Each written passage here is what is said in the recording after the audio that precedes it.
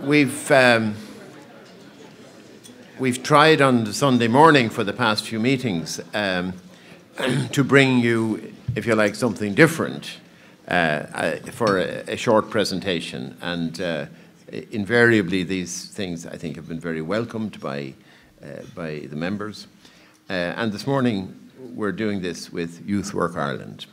We had a most interesting meeting back in the Mansion House back in April, where Art and myself attended and sat in as they went about examining the terms of reference of our convention, but instead of taking 8 or 9 weekends, they were doing it in a day. And it was a most inspiring day, actually. And we always wanted to, in a sense, hear directly from them about their work and, you know, about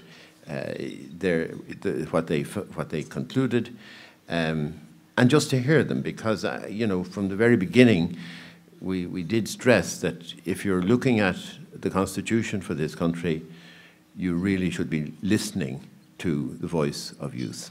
So we're going to listen to the voice of youth this morning, and it is Erin Brightwood, Bertie Nariski, Joanna Świerska, and Joanna, I don't know whether I've got that right or not, but if I haven't, you'll correct me, and Robert O'Donnell. So in whichever order you wish to speak. Good morning. My name is Joanna Świerska, and I'm a member of Voices of Youth, a youth advocacy group which is part of Youthwork Ireland. On behalf of myself and my friends, I would like to thank the convention for having us here. In particular, I would like to thank Tom Arnold and Art O'Leary for your support and keeping in touch and inviting us today. It's a real privilege for us to speak to the convention and to tell you about the work and the findings from our own Constitutional Convention for young people. When we first heard of the Constitutional Convention, we were very supportive of the idea. However, we knew that young people would not be represented as the members were chosen randomly from the electoral register, and this really disappointed us because we felt that it did not respect Article 12 of the UN Convention on the Rights of the Child, which states that young people should have a right to say in matters that affect them in accordance to their age and maturity.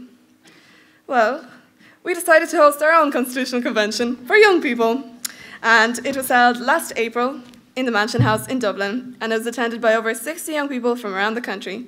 And I'll pass you on to my friend Erin, who'll tell you all about it.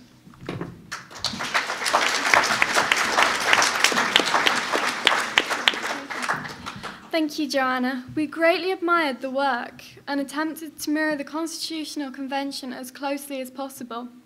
Over 60 young people from across the country attended our event in the Mansion House.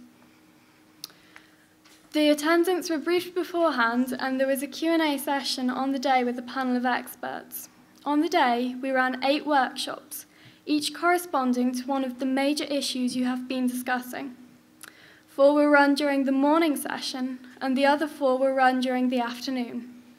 Young people could only attend 2 of these workshops, but through the use of comment boards, they had the opportunity to share their views on all 8 topics. These comment boards were brought into the workshops, and discussion was then carried out. Each workshop produced a statement representing their views on the issue. All attendees then voted on whether they were in favour of this statement or not. We were lucky to have Tom Arnold there to chair this vote for us. There was a 9th comment board on the day available all day long. On this board, young people stuck suggestions for other issues that were not discussed on the day. The aim of the comment board was similar to the work you are doing this weekend. I will hand you over to Bertie now to present our findings from the vote.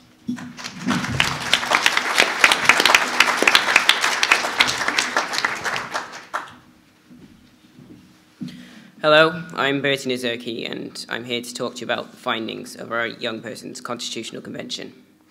As I read out these results, perhaps you'll notice a similarity between the results of our Young Persons Constitutional Convention and the findings of your own debates here. Firstly, on the review of the dual electoral system, we had 34 votes for and 6 against. For the reduction of the presidential term of office, we recorded 4 votes for and 42 votes against.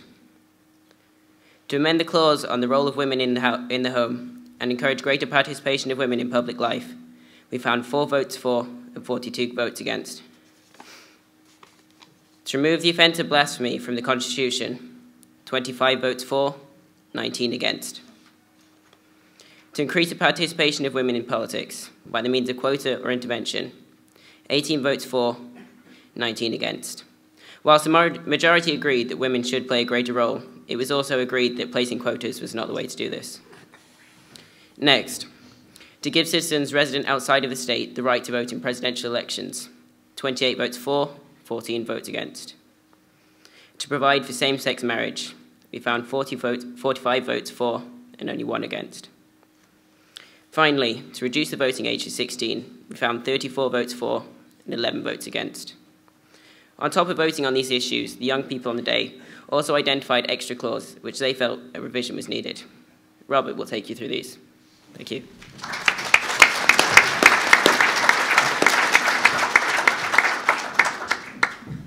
Hello, I'm Robert O'Donnell.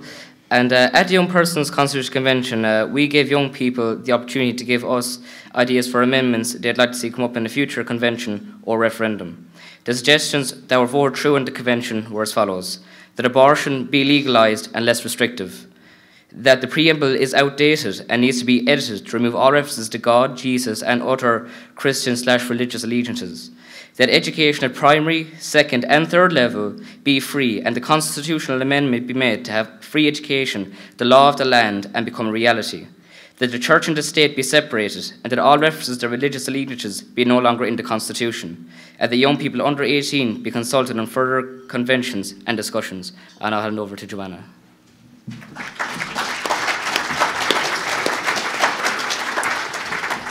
So, that's all that we had to share with you today. Thank you very much for listening, and once again, thank you to Tom Arnold and to Art O'Leary for having us.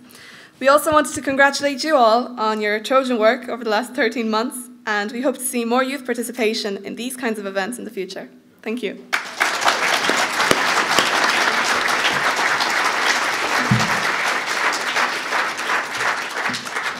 What was most impressive about this day in the Mansion House was the fact that they came together. They decided themselves to have this convention, but they got through it with great efficiency in the course of the day.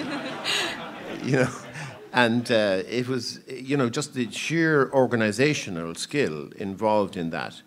And obviously, I think Michael might have helped a little bit along the way in that, but it was very, very impressive.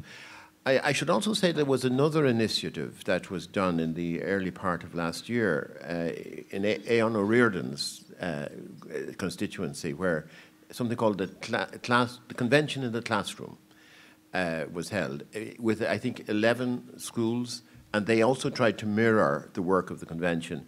And they brought their findings into a special meeting held in the Dáil for them, at which a number of the Oireachtas members presented, which was very good. Aon, do you want to say a brief word about that? I know you're not prepared for this, but I'm sure you're never struck for a word.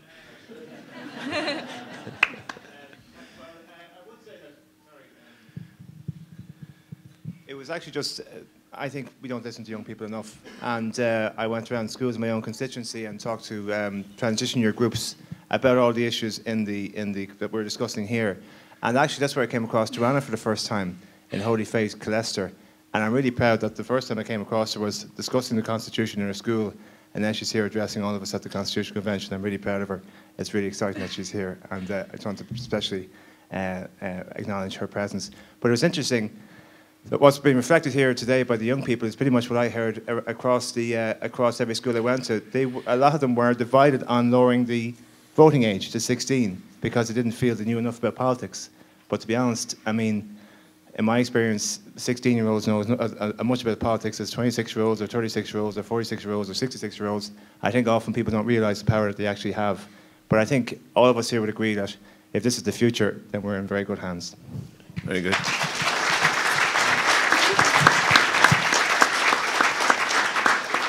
Would anyone else like to comment? Because we have a few minutes. And particularly, I'd encourage comments from perhaps, let's call it, among the younger of us. But or I mean, I don't want to be ageist. Anyone can comment, but I mean, if there are some of our younger members, if they would wish to comment, let's say they'd be particularly welcome. So it's a question of self-identification. Who Susan is describing herself as among the younger. While the others think about what they might like to say, I just also wanted to take the opportunity to thank you for your work and for having the initiative to do it, and perhaps to reflect that I'm working on a project in a school in Tubbercurry in Sligo, where in the transition year we pulled together a group of students to set up what we think is the world's first website for politics for young people, because we took the view that there really isn't one. If you go looking, there isn't any website anywhere that talks about politics for young people in a way that young people might like. So they're doing the work themselves. We're offering mentoring and support for them, but they're coming up with the content, they're interviewing the politicians, they're finding out what politicians like and what they don't like, and they're trying to bring all that information, that content together with our support to try in another way to bring politics to a generation that, as you say and have you shown, are very often left out and ignored. And I took the view, having seen the CSPE book that children have at junior cert, that it's a good introduction, but it doesn't go far enough at all. And that, as Aon said, there are many, many young people who are really interested in what goes on in the world, but just can't, it's very hard to find a way in if it's all shrouded in political talk and political jargon. So we're trying to take the jargon away and make it easier. And certainly, perhaps we should have a conversation and see how we can include you in that project. Thank you again. Thank you. Maybe there's a group among us who've been necessarily silent during the whole course of our work, but who've played, as was acknowledged last night, a crucial role, and they do happen to be slightly among the younger of us. Any of the facilitators or note takers want to make a comment? The younger.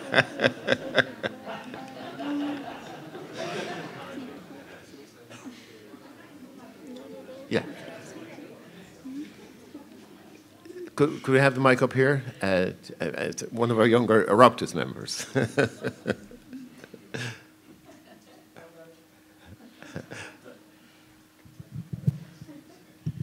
Thanks, Tom. It's all relative in the Oireachtas, so I think on that basis alone, I fit into the younger cohort. I suppose I too just want to congratulate you on taking the initiative to organise a youth convention. I think it's really important. I think all politicians in making decisions should be more cognizant of the fact that we're making decisions that affect people of all age groups, not just those who vote. And I thought it was interesting that some of the results that you came, some were very similar to our own, and some were very different. And some of that emphasised that there are different social attitudes, different viewpoints on some of the kind of key and contentious social issues in the country, where there's a big difference between the views of younger people and the views of older generations. And I think, again, it's important that we make sure we're making decisions that we hear the voices of all that are affected. I wasn't sure if I picked up one of them wrong, or if what I heard was right, that on the amending the clause on women in the home. Yes, okay. So I'm interested in hearing the reasons for that, because the result that I heard called out was that just 4 people agreed with amending that clause and 42 were against amending it. And I suppose just wanted to... Makes a bit more sense, yeah. Yeah, just if you could tease out a little bit more on that, because obviously that was very different to our own conclusion. Thank you. That was a mistake, I think that was the opposite. Yeah, was that was a mistake. Otherwise, I was very, very scared. Thank you. There is one person in the room who has a particular, indeed, responsibility for young people, and it's Francis, who's as Minister for Children. And maybe, I know you've actually taken an interest in this as well, and you were from the beginning was saying to me that how important it was that young people somehow or other identified with the work of the convention. Anyway, reflections, please. Thank you. Well, it's just great to see you here this morning, and thank you for the presentation. And I suppose what strikes me really is the importance of visibility. I think there's a huge amount going on all over the country with young people. An incredible amount of getting together, identifying local issues. Some young people are doing it through the Corlin and Oak in every county, and making recommendations of how things can get better in their own local areas. And there's a huge sort of groundswell of young people taking initiatives to deal with, with bullying, with homophobia, with all sorts of issues, and it's just so impressive. And I think sometimes it's hidden.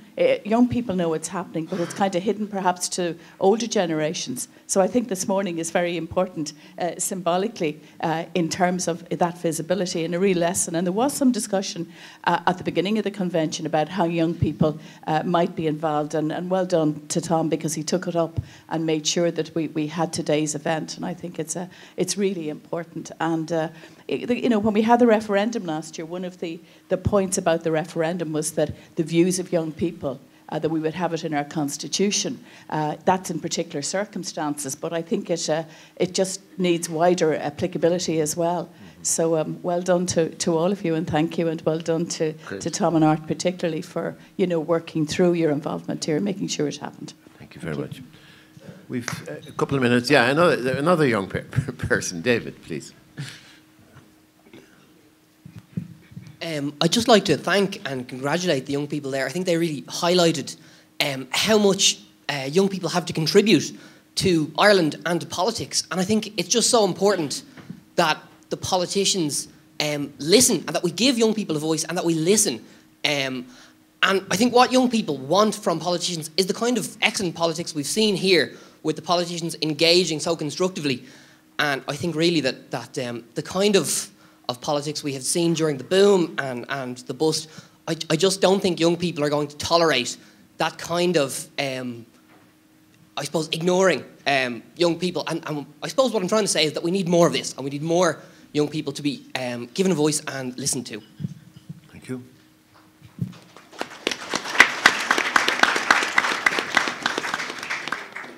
We're coming close enough, I think, to getting ready. I just want to check, are we close to having a finalised ballot, Art? A couple of minutes for just translation. A couple of minutes for translation, okay, fine. So, if that's the case, then probably a slightly earlier break for coffee wouldn't go amiss.